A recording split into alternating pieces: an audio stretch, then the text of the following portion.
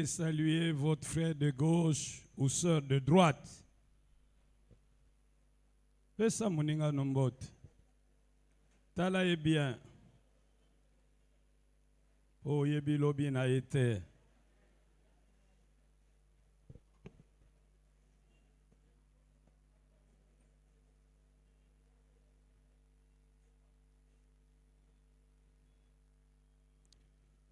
Aujourd'hui, nous voulons terminer le séminaire que nous avons eu pendant la semaine.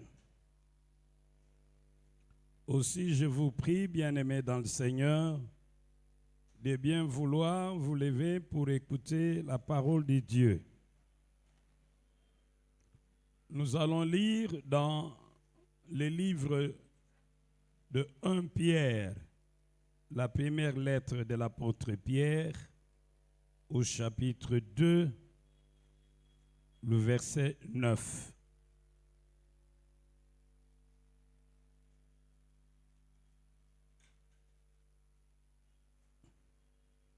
Nous lisons au nom de notre Seigneur Jésus-Christ.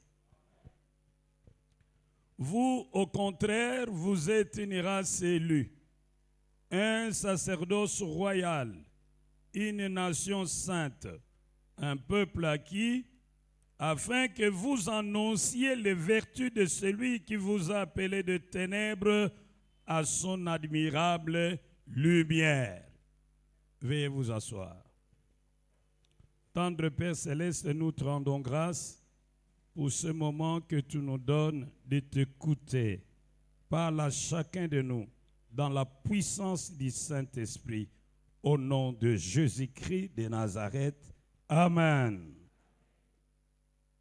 Sauvé pour servir. Dans ces passages, l'apôtre Pierre nous rappelle que ce Dieu qui nous a fait passer des ténèbres à son admirable lumière. Ici, il rejoint l'apôtre Paul lorsqu'il écrit dans Colossiens chapitre 2, versets 11 à 12, que depuis le jour où nous avons accepté Jésus-Christ comme notre Seigneur et notre Sauveur personnel, Dieu nous a transportés du royaume des ténèbres vers le royaume de lumière, le royaume du Fils, de son Fils bien-aimé. Et dans ce texte, l'apôtre Pierre nous dit la raison pour laquelle Dieu nous a sauvés. C'est que Dieu attend de ceux qu'il a sauvés. Il dit, afin que nous annoncions les vertus de celui qui nous a appelés des ténèbres à son admirable lumière. Il veut que nous puissions les servir. Il veut que nous devenions ses témoins. Vous aurez compris avec moi que Dieu nous sauve pour le servir. Alors, au cours du séminaire, nous nous sommes posés 3 questions. Qui peut servir Dieu?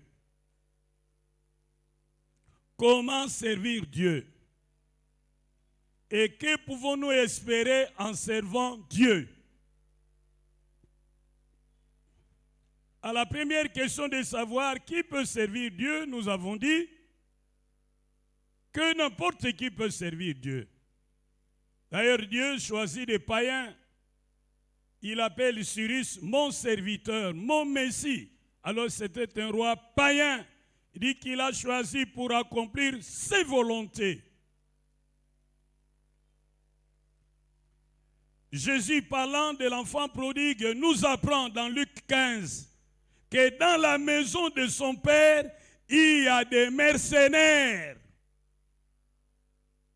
Un mercenaire, c'est un homme qui vient juste pour travailler pour l'argent.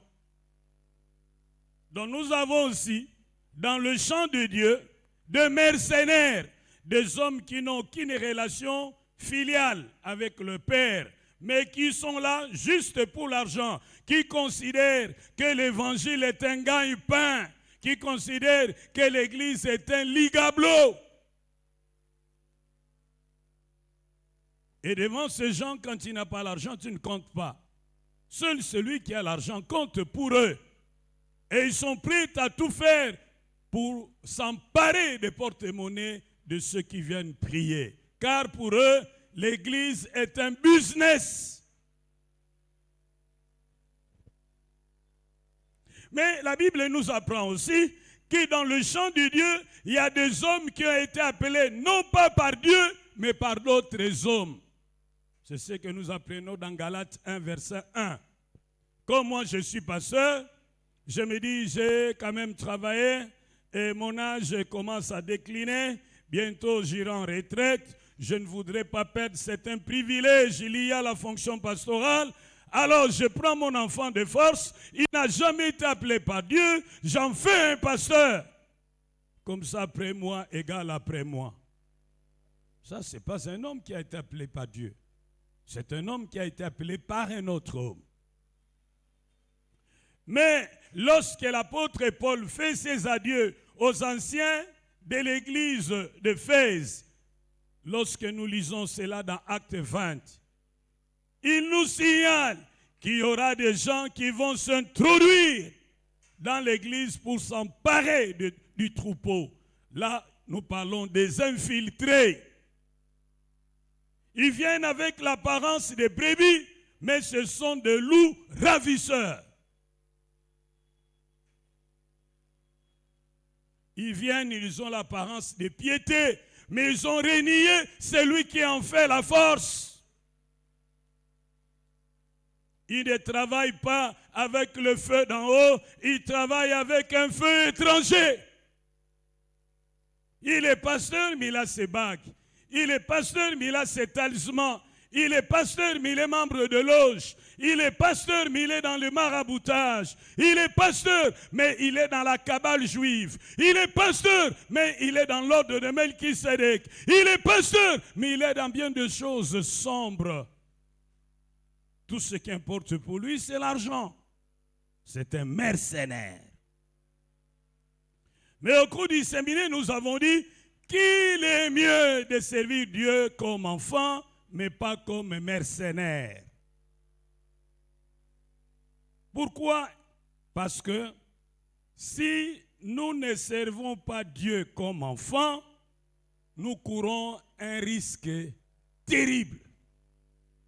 Il est important de savoir avec certitude qu'on est sauvé avant de servir Dieu pour éviter d'être rejeté à la fin.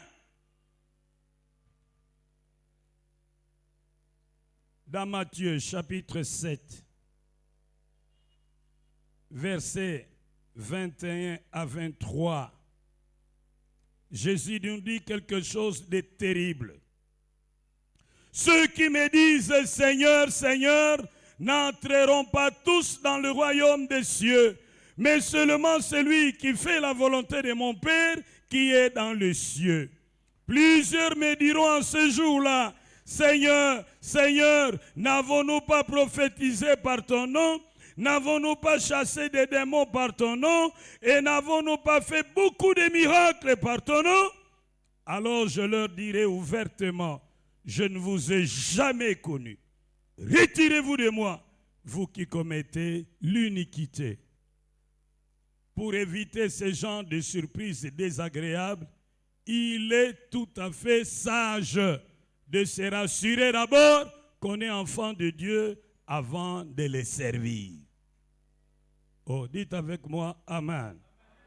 Car ce qui importe pour Dieu, ce n'est pas ce que nous faisons pour lui, mais ce que nous sommes pour lui. Peu importe ce que tu fais pour Dieu, peu importe ce que tu donnes à Dieu, peu importe ce que tu fais pour le prochain, ce qui est important et déterminant, c'est ce que tu es pour lui. Il faut avoir une relation. Faire un certain nombre pour Dieu, ça c'est la religion. Mais accepter ce que Dieu a fait pour nous, ça c'est la relation. La religion ne sauve personne. C'est la relation qui sauve quelqu'un. Oh, dites avec moi, Amen. Il faut vraiment vous rassurer que vous êtes enfant de Dieu. Sinon, vous serez désagréablement surpris. Ekoya nkolo Yesu banani bakoyamba ye.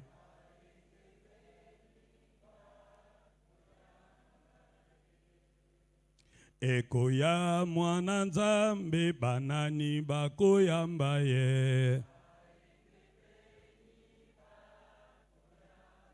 Oh esengo.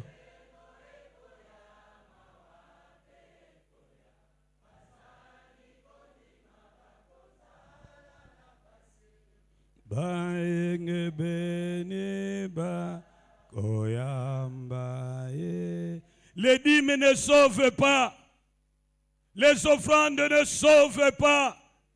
Les dons dans les orphelinats ne sauvent pas. L'assistance aux veuves ne sauve pas.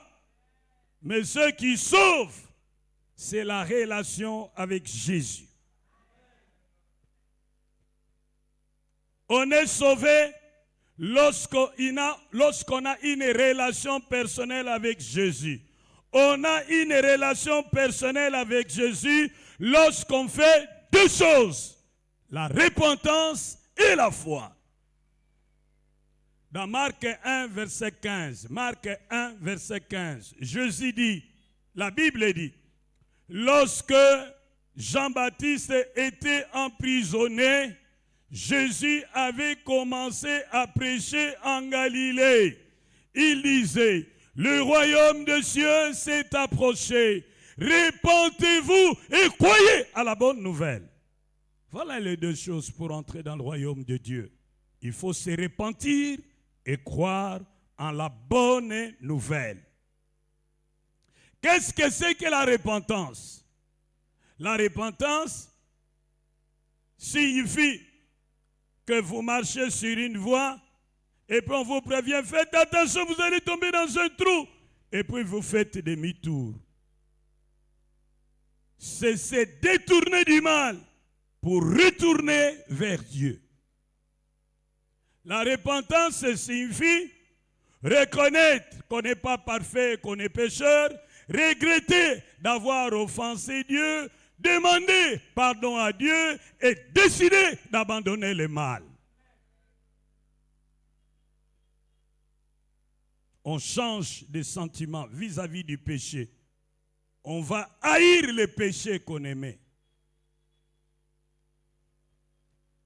Et on change de sentiment vis-à-vis de Dieu. On va aimer Dieu qu'on n'aimait pas.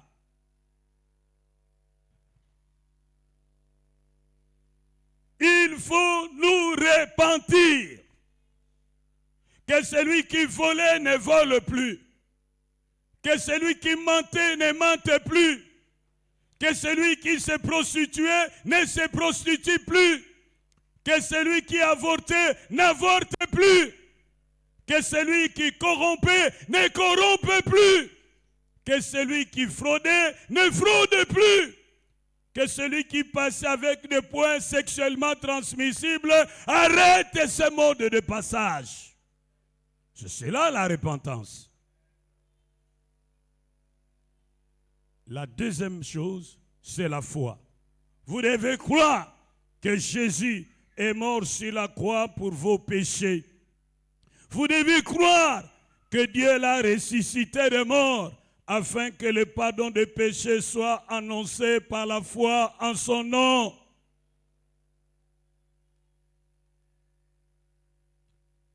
Vous devez dire à Jésus, je ne compte que sur vous. Ma confiance ne repose qu'en vous. Et vous devez l'inviter dans votre vie comme sauveur pour pardonner vos péchés et comme Seigneur pour diriger votre vie. Dans Jean chapitre 1 verset 12, la Bible dit, mais à tous ceux qui l'ont reçu, à ceux qui croient en son nom, elle a donné le pouvoir de devenir enfants de Dieu.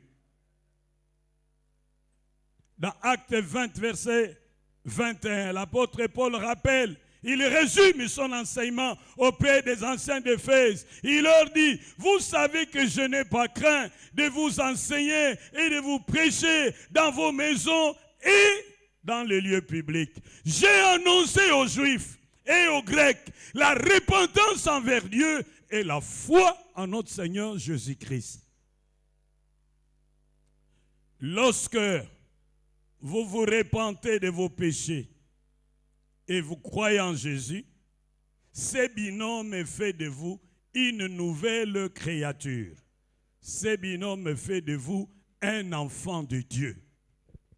Celui qui se répand, s'il avait des talismans, il doit s'en séparer. S'il avait des fétiches, il doit s'en séparer. S'il avait des histoires qui lui donnaient de l'argent, mais pas de voix au culte, il doit s'en séparer. Il doit se séparer de Mpungu. Vous dites avec moi, Amen. Il doit se séparer de Mouyeke. Ah, dites encore Amen. Il doit se séparer de tout ce que Dieu déteste.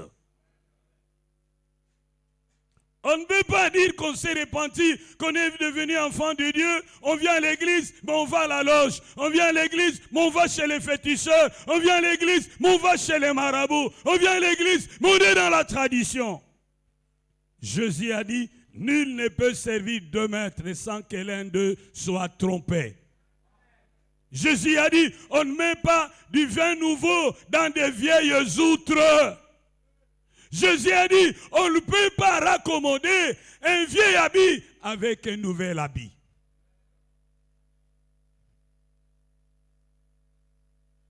J'ose croire que vous avez déjà donné votre vie à Jésus. Oh, dites avec moi, Amen. On peut être pasteur païen. On est un fonctionnaire ecclésiastique que Dieu ne connaît pas. On peut prophétiser avec une précision mathématique sans être connu de Dieu. On peut opérer des miracles, délivrer, guérir sans être connu de Dieu. On peut prêcher l'évangile comme je le fais sans être connu de Dieu. On est un simple pécheur religieux. On est un simple fonctionnaire ecclésiastique. On est un simple mercenaire. Ma prière est que tu sois un enfant de Dieu authentique.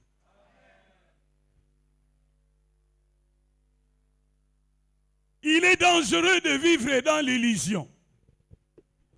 Il est très dangereux de vivre dans l'illusion, mon frère. Il y a des gens qui sont parmi nous, qui se croient être enfants de Dieu, mais qui ne le sont pas. Ils vivent dans l'illusion. Et c'est très dangereux de vivre dans l'illusion.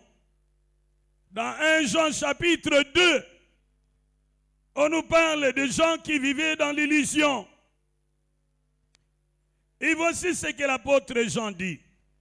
Ils sont sortis du milieu de nous, mais ils n'étaient pas de nôtres. Car s'ils avaient été de nôtres, ils seraient demeurés avec nous. Mais cela est arrivé afin qu'il soit manifeste que tous ne sont pas de nôtres.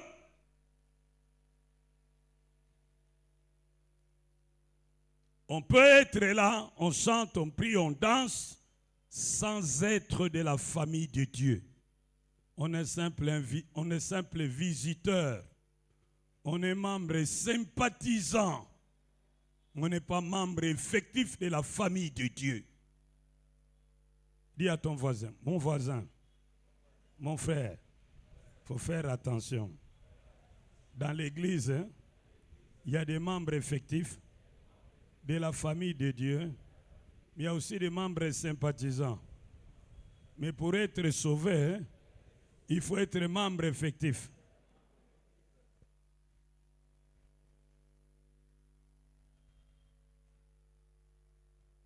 Celui qui n'a jamais fait l'expérience de la repentance, qui n'a jamais cru en Jésus, mais qui donne l'argent pour construire les temples, qui donne l'argent pour l'évangélisation, qui travaille même dans une commission, qui achète des habits aux pasteurs, qui fait des dons à l'église, mais ne s'est jamais repenti, il n'a jamais cru. Est-ce un membre effectif de la famille de Dieu ou un membre sympathisant?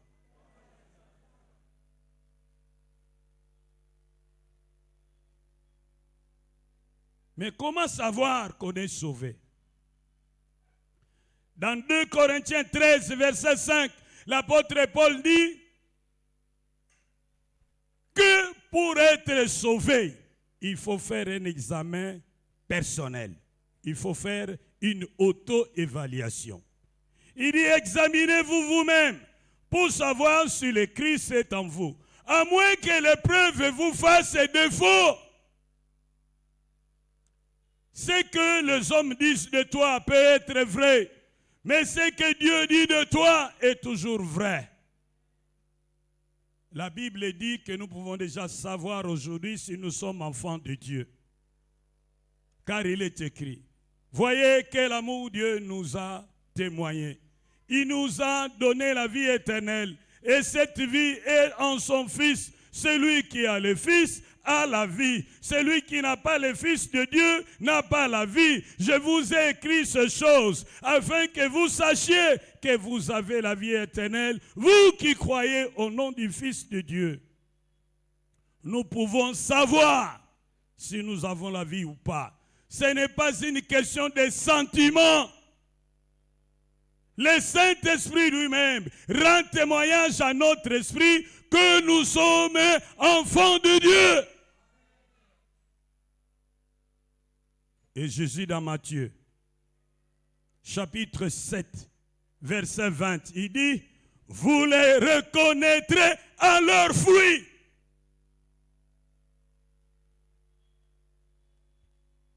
Et quels sont les fruits dignes de la repentance? Je vais énumérer quelques fruits. Le premier fruit, c'est la transformation de vie.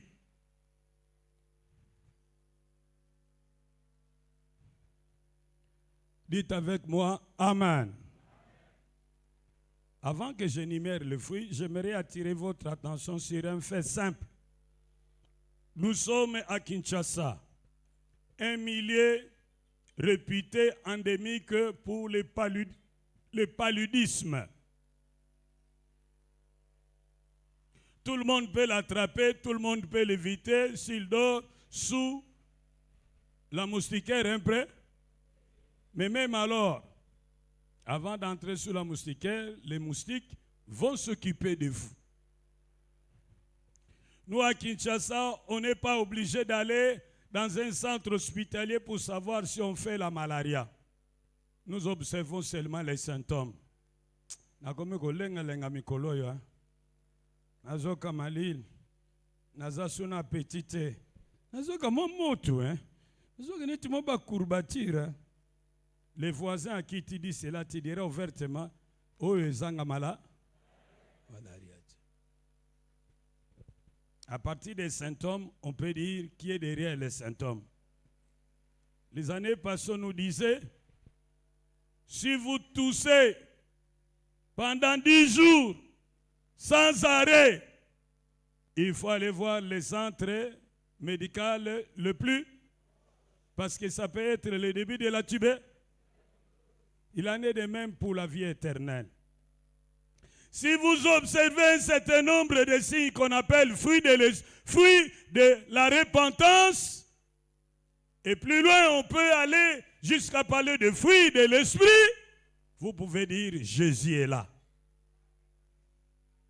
Voici quelques signes qui montrent que vous êtes vraiment un enfant de Dieu. Ne vous faites pas d'illusions. Même si vous avez répété une prière quelque part, si vous observez que ces signes ne sont pas là, il faut reprendre. Premier signe. Jésus dit, à part la transformation de vie, je commence par ces signes-là. Le premier signe, c'est 2 Corinthiens 5, 17. Si quelqu'un est en Christ, il est une nouvelle créature. Les choses anciennes sont passées et voici toutes choses sont devenues nouvelles. La transformation de vie qu'on observe dans votre cas est un élément fondamental qui montre que vous êtes né de nouveau.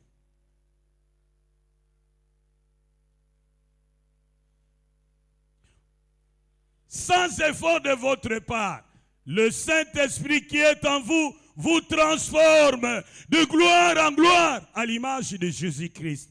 Comme cela est écrit dans 2 Corinthiens 3, versets 17 à 19.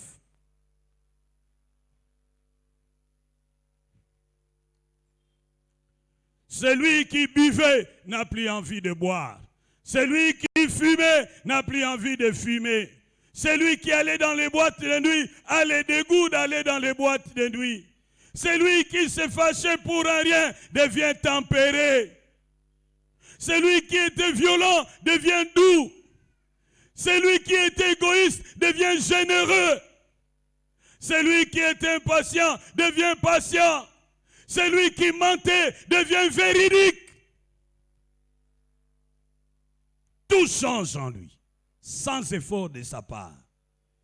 Et la Bible dit, si quelqu'un est en Christ, il est une nouvelle créature. Les choses anciennes sont passées, voici toutes choses sont devenues nouvelles. Qu'en est-il de toi? Au fur et à mesure que nous avançons, vous faites votre auto-évaluation.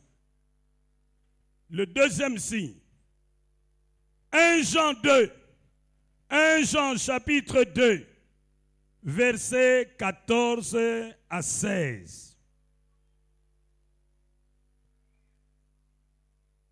1 Jean chapitre 2, versets 14 à 16. Je vous ai écrit, Père, parce que vous avez connu celui qui est dès le commencement. Je vous ai écrit, jeunes gens, parce que vous êtes forts et que la parole de Dieu demeure en vous et que vous avez vaincu le malin. N'aimez point le monde, ni les choses qui sont dans le monde. Si quelqu'un aime le monde, l'amour du Père n'est point en lui. Car tout ce qui est dans le monde, la convoitise de la chair, la convoitise des yeux et l'orgueil de la vie, ne vient point du Père, mais vient du monde. Et le monde passe et sa convoitise aussi. Mais celui qui fait la volonté de Dieu demeure éternellement.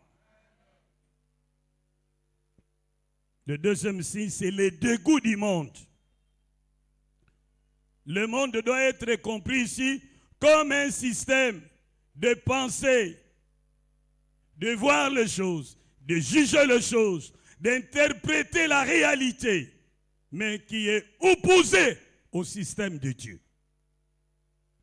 Celui qui est né de nouveau ne voit plus les choses comme ceux qui ne sont pas nés de nouveau. N'interprète plus les événements comme celui qui n'est pas né de nouveau. Celui qui est né de nouveau n'aime plus la musique du monde, n'aime plus les danses du monde, n'aime plus le make-up du monde, ne s'habille plus comme les hommes du monde. Oh, dites avec moi, Amen. Une fois j'étais invité, des années passées, j'étais invité par un groupe de chrétiens. Nous sommes allés à Moody. Il y avait une grande rencontre, on devait manger, on devait boire. On était là, dans une grande parcelle, oh, c'était vraiment bien. On mangeait, on buvait, et les gens dansaient. Les gens dansaient. Subitement, ils ont éteint la lumière. Moi, je dis, oh, mais papa, qu'est-ce qui s'est passé là, non? La musique qu'on vient de mettre là, on la danse sans lui. Hein? On danse cette musique-là sans. Comment on appelle cette musique? Hein? Oui, bien, on dit. Voici ce fait. Oh, dites avec moi, Amen. Je n'ai pas compris. Aussitôt qu'ils ont rallumé, moi j'ai quitté. Parce que j'ai dit, je crains qu'on ajoute encore une autre musique. Certaines fois, j'aime pas aller dans le mariage. Quelquefois, je suis allé assister à des fêtes de mariage. Mais ce qui m'avait étonné, c'est de voir les enfants de Dieu danser comme s'ils faisaient des répétitions. Moi, je les prenais pour des agneaux de Dieu alors qu'ils sont des tortilles du monde. Comment vous pouvez dire que vous êtes un enfant de Dieu, mais dans votre voiture, il n'y a que la musique païenne? Ça n'a pas de sens. Celui qui est né de Dieu n'aime pas le monde, ni les choses qui sont dans.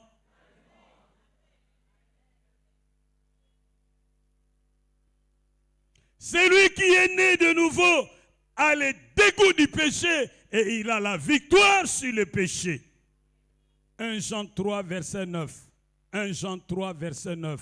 Celui qui est né de Dieu ne pratique pas le péché. Parce qu'il prend plaisir à la loi de Dieu. Il aime les commandements de Dieu. Et il est enclin à obéir à Dieu dans tout ce qu'il fait. Lorsqu'il lui arrive de pécher, c'est accidentellement. Et lorsqu'il a commis cet accident, il est vraiment attristé. Parce que le Saint-Esprit le convainc du péché. Il ne se sent plus à l'aise dans le péché.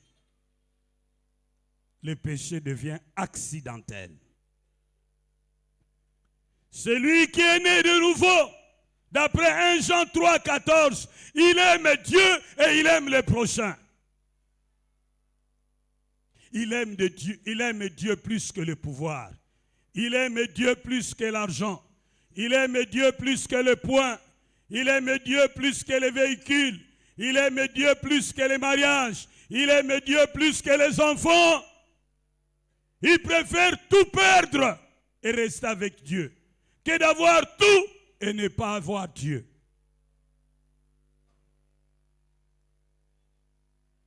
Celui qui aime Dieu aime aussi les prochains. Car la Bible dit, comment pourras-tu prétendre aimer Dieu que tu ne vois pas, alors que tu es incapable d'aimer le prochain que tu vois? Celui qui est né de nouveau a de l'amour pour le prochain. Pas un amour du bout des lèvres, mais un amour vrai, en action et en vérité. Il sait poser les actes d'amour. Il évite de faire à l'autre ce qu'il n'aimerait pas qu'on le fasse. Il cherche constamment le bonheur de l'autre, sans condition et sans compte de pertes et profits. Et là, le prêtre a raison lorsqu'il a chanté en disant Bolingo e bandeko Urazangi bolingo akomona nzambe te bandeko bolingo ele kie bolingo bandeko lingo akomona nzambe te ndeko. Voilà. C'est lui qui est né de nouveau. Il a l'amour pour le prochain. Il est compatissant. Il est généreux. Il est sensible à la misère des autres. Il se sent interpellé par la misère des autres et essaie de faire quelque chose pour eux. Qu'en est-il de toi? Celui qui est né de Dieu, d'après Malachie, chapitre 1 et chapitre 2, il aime donner à Dieu avec joie des choses qui ont de la valeur. Il aime donner avec joie les choses qui ont de la valeur. On peut donner sans aimer, mais on ne peut pas aimer sans donner. La Bible dit, car Dieu a tant aimé le monde qu'il a donné son Fils unique, afin que quiconque croit en lui ne périsse point, mais qu'il ait la vie éternelle. La Bible nous dit, il n'y a pas de plus grand amour que de donner sa vie pour celui qu'on aime. Et si nous aussi, nous aimons Dieu, nous allons aimer le prochain. Et si nous aimons le prochain, nous allons le faire en vérité et en action. Si vraiment nous aimons Dieu, nous donnerons à Dieu avec joie et nous lui donnerons des choses qui ont de la valeur. Nous ne ferons pas de Dieu notre dépotoir pour nous débarrasser du dernier billet de banque qui ne nous sert à rien. On donnera à Dieu non pas le reste, mais la primeur. L'espace que Dieu occupe dans ton cœur détermine l'espace qu'il va occuper dans tes finances. Moins Dieu occupe de l'espace dans ton cœur, moins il aura de l'espace, moins il aura de la place dans tes finances.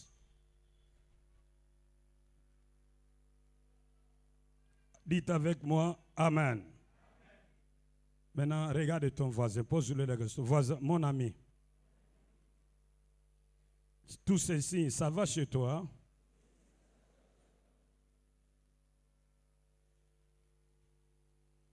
Mutuna mutu amita? Anazoka te. Mutuna mutu amita?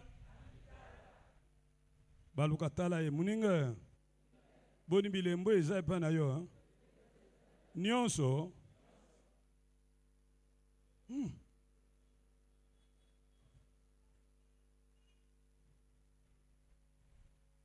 Voyons maintenant comment servir Dieu.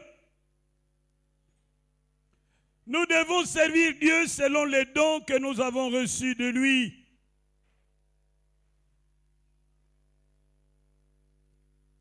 Nous devons servir Dieu selon les dons que nous avons reçus de lui.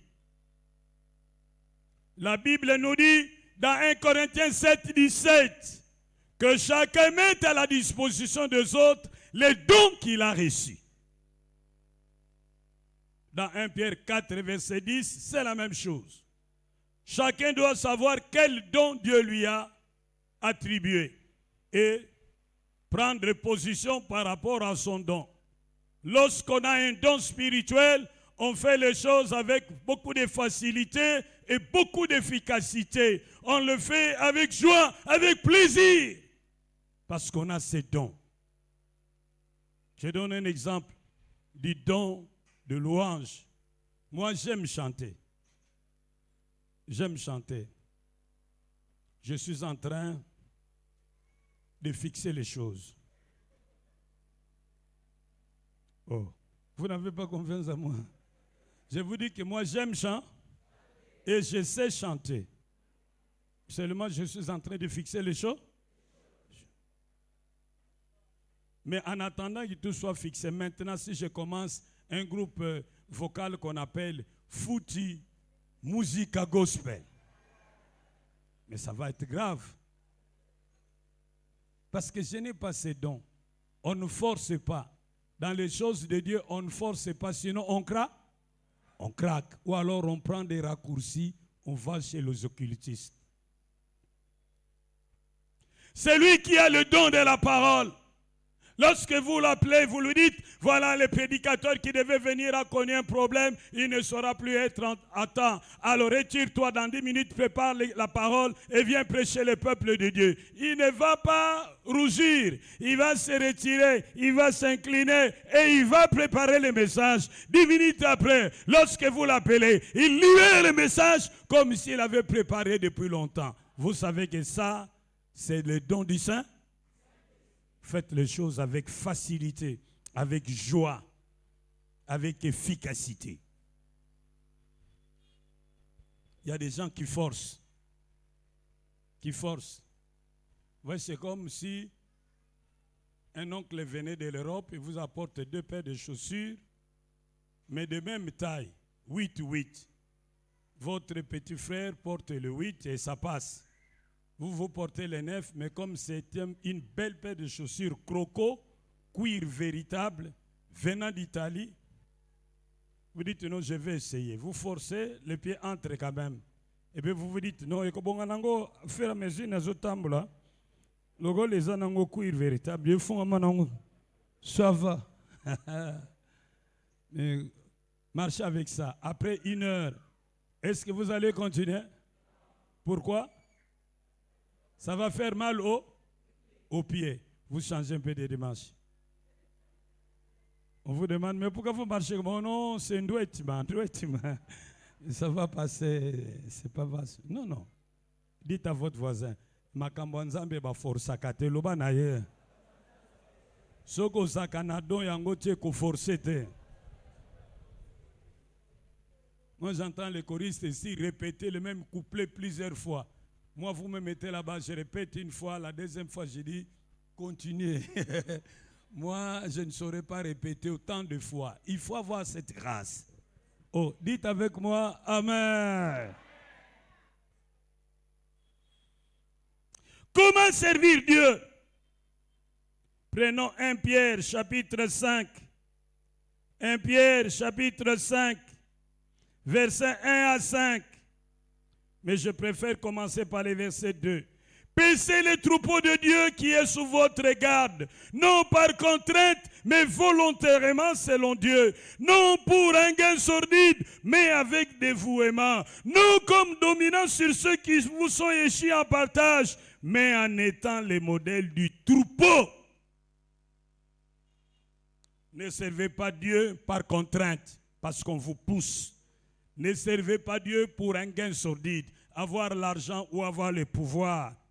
Ne servez pas Dieu comme dominant sur les autres, par orgueil, par tyrannie. Non! Mais servez Dieu volontairement. Servez Dieu avec dévouement. Servez Dieu en devenant modèle pour les autres. Vous pouvez les servir seuls ou vous pouvez les servir en partenariat avec un autre serviteur.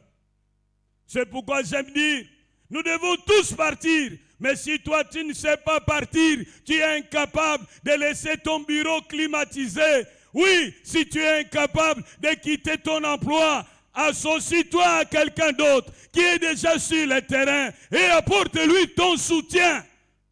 De cette façon-là, tu deviendras partenaire avec lui, comme nous le lisons dans 3 Jean.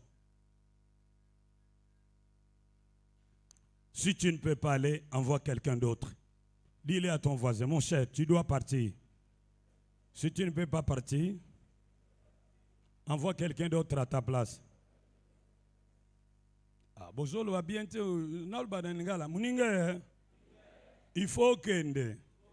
Côté ya sangmalam. Soko gogo kende te. Tinda mutu musune esika na yo. Bongo yo sungaka ye. Yangwana babengaka partenariat. Eleki, hein? Est-ce qu'elle est? Nous devons tous aller dire à tous ceux qui sont perdus que nous le voulons pour Jésus. Mais si nous ne pouvons pas aller, envoyons quelqu'un d'autre à notre place en lui apportant le soutien dont il a besoin. Écoutez la peine du berger. Il sait ses brebis en danger, il les appelle avec amour, espérant toujours le retour. Cherchons-les, savons-nous les prédinants. Oh, cherchons-les, les bons bergers le réclament. Si tu ne peux pas aller, envoie quelqu'un d'autre à ta place. Nous disons bien Amen. Je ne vous entends pas, dites bien Amen.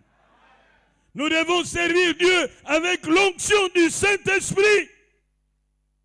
Dans 2 Corinthiens 3, verset 5, l'apôtre Paul dit, ce n'est pas que nous soyons capables de faire quelque chose de par nous-mêmes, mais notre capacité vient de Dieu. Et Jésus a dit, sans moi, vous ne pouvez rien faire. Nous avons besoin de l'onction qui vient de Dieu, pas de celle qui vient du Nigeria. L'onction qui vient de Dieu, pas de celle qui vient de la cabale juive. L'onction qui vient de Dieu, pas de celle qui vient de l'ordre de Melchisedec. L'onction qui vient de Dieu, pas de celle qui vient des féticheurs de Mayombe. Oh, dites avec moi, Amen. La Bible nous dit que nous devons servir Dieu avec fidélité, avec endurance, avec persévérance.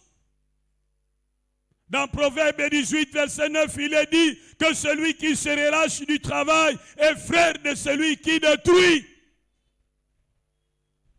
Tu ne peux pas abandonner ce que tu as commencé. Never give up. Jamais se décourager. Persévérer jusqu'au bout. Nous devons être fidèles des hommes et des femmes sur qui on peut compter. Que notre oui soit oui, que notre non soit non. Lorsqu'on a pris un engagement, nous devons être sérieux pour les respecter jusqu'au bout, quel que soit les prix à payer. Le problème que nous avons dans nos églises en Afrique, plus précisément au Congo, que je connais mieux, c'est que beaucoup de Noirs de l'Afrique centrale sont émotifs. Ils sont dirigés par les sentiments. Lorsque ces sentiments sont bouleversés, il prend l'engagement, il promet. Mais dès que les sentiments passent, tout s'éteint, il oublie l'engagement et ne veut plus l'honorer. C'est dommage. Des gens ont pris des engagements, mais ils n'ont pas respecté. Ils ont commencé à chanter à la chorale et pour des raisons qui leur sont propres, ils se sont retirés. Ils s'étaient engagés au partenariat, mais pour des raisons obscures, ils se sont retirés. Ils s'étaient engagés à l'intercession pendant le premier mois, tout fleu, tout femme, et puis après, ils ont quitté. Des gens qui ne savent pas respecter leurs engagements. Des gens qui ne sont pas constants dans leur prise de position. Et pourtant, Jésus nous a dit que votre oui, que votre non, ce qu'on ajoute vient du... Dans Proverbe 18, verset 9, la Bible dit, c'est lui qui se relâche de son travail est frère de celui qui détruit. Dans Jean 10, verset 10, il est dit, le voleur ne vient que pour égorger et détruire. Bon, nous allons stopper les autres verbes. Là, nous disons seulement, Satan vient pour détruire. Celui qui se relâche de son travail détruit. Donc, Satan est celui qui se relâche de son travail. De son égaux, non? A égale B. C égale B. A égale C. Oui ou non? Yango ma calcul yango bobo sana. Nazozongela. Satan détruit. Toi qui abandonnes ton travail, tu détruis. Toi avec Satan, quelle relation a-t-il? Relation d'égalité. Ma prière est que tu ne sois pas du rang de ceux qui détruisent. Ah, dis bien Amen. Je vais terminer le troisième point. Que espérer en servant Dieu? Je vais vous donner 4 choses que vous pouvez espérer en servant Dieu. La première chose, nous allons la découvrir dans Exode 23, verset 25. Exode 23, verset 25. Nous allons terminer. Vous y êtes? J'ai dit quel passage? Verset? Nous allons lire ces versets tous ensemble. Allons-y. Vous servirez l'Éternel votre Dieu, et il bénira votre pain et vos eaux. Et j'éloignerai la maladie du milieu de toi. Il n'y aura dans ton pays ni femme qui avorte, ni femme stérile. Je remplirai le nombre de tes jours. Nous disons bien Amen. Amen. Vous irez lire ça vous-même. Si vous servez Dieu, il va bénir votre eau, il va bénir votre pain. Il va éloigner la maladie de votre maison. Personne ne pourra écourter votre vie. Même si vous êtes dans le filet de la mort, il viendra déchirer le filet de la mort. Vous compléterez le nombre de jours qu'il vous a destinés. Dites à votre voisin, vous mourrez rassasié de jours. Dites-le ça. Omona bana na yo. Omona bana ya bana na yo. Onko bana bakoko na yo. Onko bana bakoko ya bakoko na yo. La mort va t'oublier. Oh, dis bien Amen. Proverbe 10, 27 nous dit que Dieu abrège le jour des méchants, mais il prolonge le jour des hommes qu'il aime et qui les craignent. Oh, dites avec moi, Amen. Il faut vivre longtemps.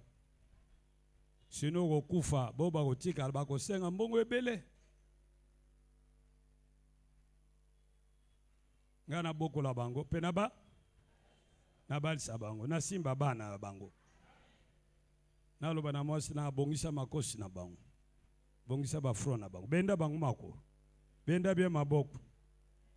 Oh, loba malamu ama.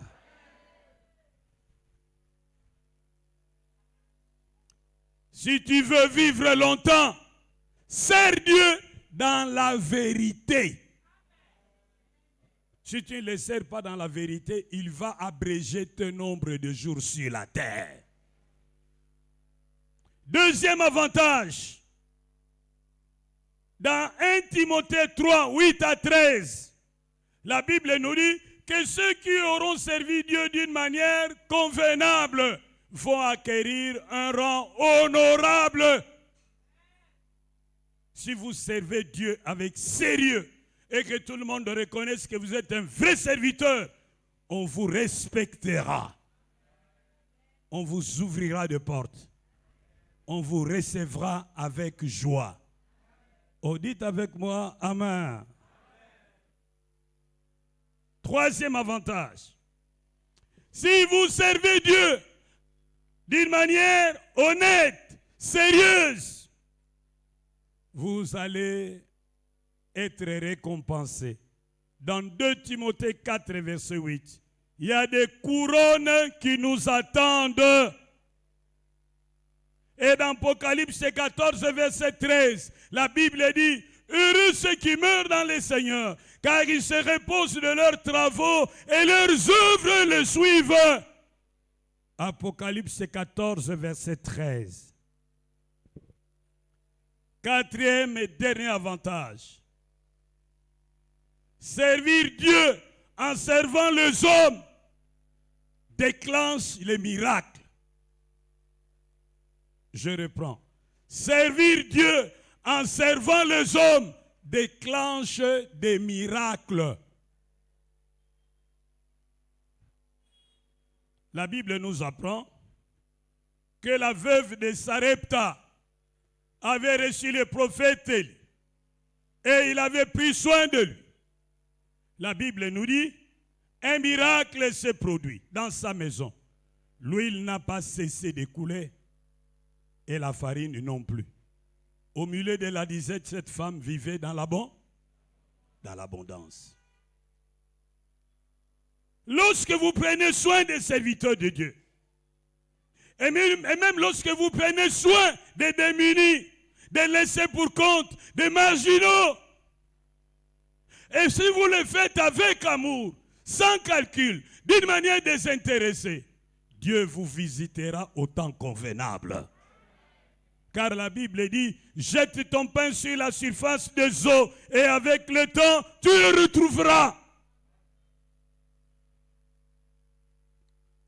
Servir Dieu en servant les hommes, qu'ils soient les hommes de Dieu, qu'ils soient les marginaux, qu'ils soient les laissés pour compte, déclenche des miracles.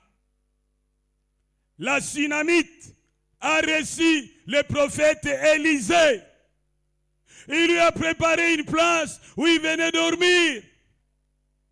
À un moment donné, il s'est dit, mais enfin, cette femme nous a fait tellement de bien, qu'est-ce que nous pouvons lui donner en retour? On lui a fait une série de propositions. La femme a estimé que ça n'était pas nécessaire. Et le serviteur a dit à son maître, mais nous venons ici, il n'a pas d'enfant. Il dit, ah oui, fais venir cette femme. Il dit, femme, l'année prochaine, à la même époque, tu auras des enfants dans tes mains. Qu'est-ce qui a déclenché ces miracles en faveur de la Sunamite? C'était son hospitalité. Hospitalité. Il nourrissait l'homme de Dieu. Une dette est entrée dans le cœur de l'homme de Dieu. Et il a demandé à son père de faire quelque chose. Cela est arrivé. Oh, dites bien Amen. Je ne vous entends pas. Dites bien Amen. Vous lirez ce texte dans 1 Roi 17. 1 Roi 17, 8 à 16. Et 2 Rois 4, 1 à 38. 2 Rois 4, 1 à 38. Un autre miracle, dans le Nouveau Testament, il y avait une femme qu'on appelait Tabitha, alias Dorcas. Elle était femme seule, sans enfant, mais elle avait son entreprise de couture. Mais chaque fois qu'elle cousait, c'était seulement pour gagner l'argent, ce n'était pas seulement pour elle. Mais elle pensait aussi aux veuves et aux démunis, à qui elle remettait une partie de sa production, sans rien attendre en retour. Elle est tombée malade, elle est morte. Les veuves et les orphelins se sont dit non, tout le monde peut mourir sauf cette femme. Qu'allons-nous devenir, ce n'est pas là. Envoyez vite quelqu'un à Jopé. Faites venir Pierre, qu'il fasse quelque chose. Aussitôt que Pierre est arrivé, tous les démunis commencent à montrer à Pierre les habits que cette femme cousait et leur donnait. Oh, Pierre, fais quelque chose. Pierre est entré, il a sorti tout le monde. Il s'est mis à genoux, il a prié. Et il a dit à Tabitha, lève-toi. Oh, dites avec moi, Amen. Elle a bénéficié d'un miracle parce qu'elle avait servi la cause des laissés pour compte, des démunis. Oui, servir Dieu en servant les hommes, qu'ils soient les hommes de Dieu ou qu'ils soient des marginaux, déclenche les miracles. Je n'entends pas, déclenche les miracles. Oui, Dieu peut vous donner ce qu'on achète avec de l'argent et ce qu'on n'achète pas avec de l'argent.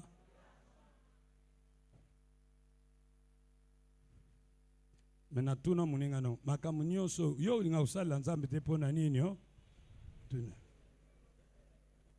pona bulamu aboye vraiment boye no kosala na nzambe vraiment tunelanga ye oza chrétien patron na protocole tout monde à côté na nettoyage tout monde à côté na évangélisation aux athées na économie aux athées na bamama aux athées na intercession aux athées na chorale aux athées. Tunelanga muninga ne ba kote nyonso ana aux athées. Yo zo kote nini tunelanga ye. Chrétien patron.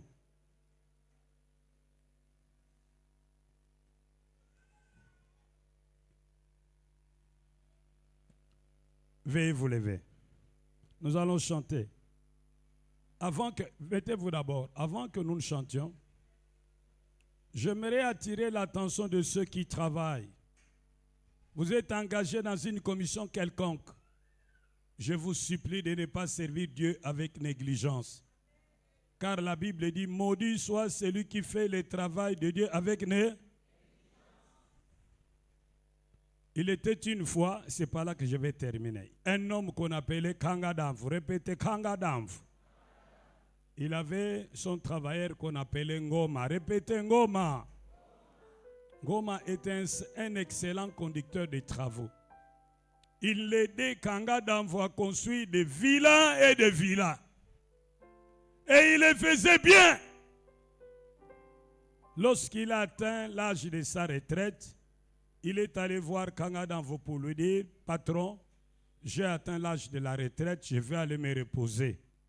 Et le patron de lui dire, ok, je suis d'accord, mais je te demande un dernier service. Construis-moi la dernière maison. Il dit, ah, mais patron, je suis fatigué. Non, non, Ngoma, please, dernière maison. Il dit, ok. Il lui donne un paquet d'argent. Ngoma se met au travail. D'abord, quand on fabrique les briques de la fondation, il ne vérifie même pas des briques, des biscuits. Là, il faut mettre des barres de 12, il met des barres de 8. Là, il faut mettre des triangles de 8, il met les triangles de 6. Là, il faut mettre un béton fort, une brouette, un sac de ciment, un sac de sable. Il met 2 sacs de sable, une brouette, un demi-sac de ciment. coule les colonnes, coule les bétons. Il va choisir du bois de mauvaise qualité. Oh mais, les tôles, au lieu d'acheter les tôles de 28, il achète les tôles de 32. Mettez!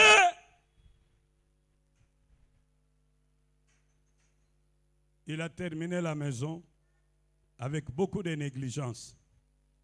Et quand il a fini la construction, il est allé voir les patrons pour lui dire, la maison est finie. Il dit, ok, ça va. Le patron a laissé une semaine. Et puis après, il a réuni tous les travailleurs. Il a remercié Ngom en disant, je n'ai jamais trouvé un travailleur aussi fidèle que toi. Je regrette ton départ en retraite. Mais contrairement au cadeau que je donne aux autres, à toi, j'ai décidé de te donner une maison en lieu et place d'une machine à coudre avec pédale. Ngoma, viens. Et tout le monde a acclamé. Ouh! Ngoma s'est avancé et le patron lui a dit, voici les clés. La dernière maison que tu as construite, voilà ton cadeau. Ngoma dit, mais patron, il fallait que nazotonga kunanga.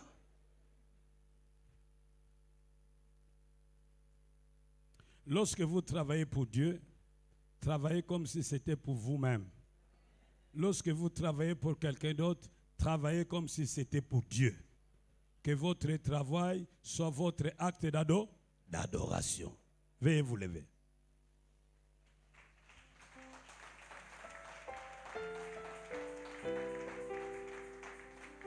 Nous allons chanter le 233. Je suppose que chacun de vous a son recueil. Si vous n'en avez pas, il faut acheter les recueils, ils sont là au secrétariat. Mais moi, je parle de l'hypothèse selon laquelle chacun de vous a son recueil. Et nous allons chanter avec vous tous. Gaina kenda maboko pamba kunamboka moko njinga. Nakopesa na ye soneni ye akofela kinga. Soko ngai nakoke nda solo na maboko na pambande.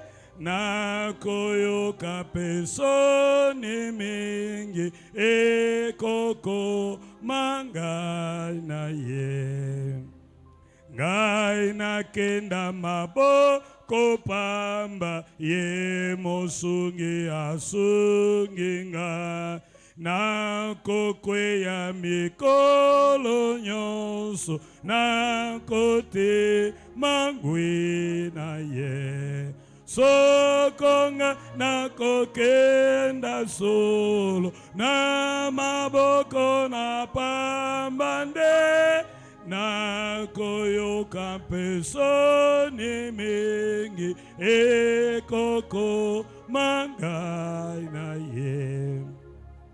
Ngai nakenda maboko pamba ekokutananga na ye. Na masumu bena motema na kozwa libonza te. Sokonga nakokenda solo na maboko na pambande. Nakoyoka pesoni mingi ekoko manga. Nakopesa na ye motema nakosala na pona ye. Nakosalela ye na posa na bila nyonso nye. Soko ngai nakoke nda solo na maboko na pambande. Nakoyoka pesoni mingi ekoko manga. Lève tes mains, prie à ton Dieu selon qui t'a parlé. Lève tes mains, ele kamutuna yo. Bondela mpela moko elobi epai na yo. Bondela.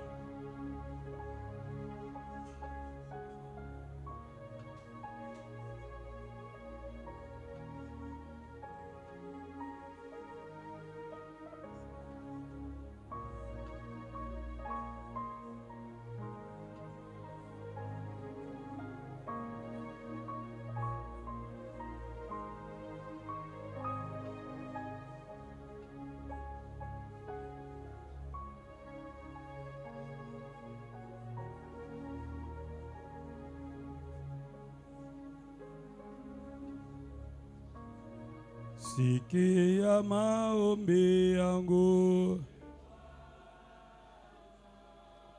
usikie kulia kwangu. Yemba makasi. Usikia maombi yangu, usikie kulia kwangu. Kwa sauti langu ninaita Bwana.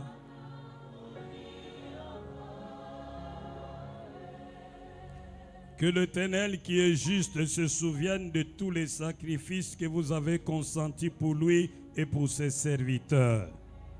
Que l'Éternel vous rende fécond et vous multiplie. Que l'Éternel brise les liens de votre joug et vous fasse marcher la tête haute. Que l'Éternel vous retourne dans votre propriété aliénée. Que l'Éternel vous rachète et vous sorte de toute servitude. Que l'Éternel vous guérisse de toute maladie. Que l'Éternel vous donne de vivre de victoire en victoire sur vos ennemis. Que l'Éternel vous donne du repos de tous côtés. Prospérez à tous égards au nom de Jésus. Amen.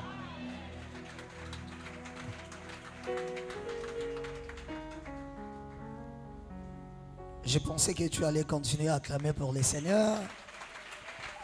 On acclame, on acclame, on acclame. Nous disons tous Amen. Nous passons directement au communiqué, aux annonces de l'Église. On aura